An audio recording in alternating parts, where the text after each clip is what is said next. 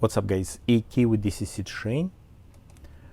Thank you very much for your patience guys. I'm working on your project. Sometimes it takes longer because I'm thinking the best way to accomplish it. Also, thank you for supporting business and YouTube channel, joining membership. This is really cool project, kind of sentimental value, nostalgia type.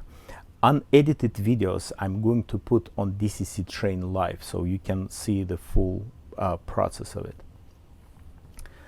Original E6 by Lifelike before Walters acquired the company. It's really cool. I think it's 2004, something like this, with those older QSI decoders. Imagine that time you're getting DCC and sound ready to go. So cool. But over the years, the symptoms usually that chip and the board just quitting. They brought a replaceable chip, but again, it just like temporarily solution. It was working for a little bit. Then sometimes engine just takes off by itself on DCC. I don't have a lot of experience with DC, but again, resetting, sometimes helping, but over the years, it just quitting completely.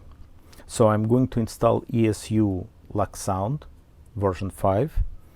The cool feature of that locomotive, again, this is like almost 20 years ago, something like this.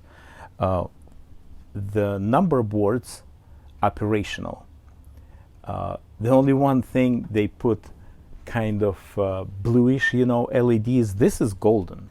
I'm going to replace them anyway, but those looks like a little bit funny with a blue color.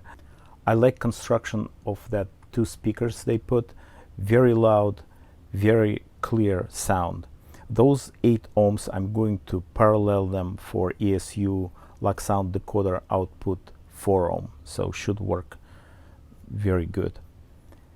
Well, thanks again for all your business. I'll see you on DCC Train Live channel.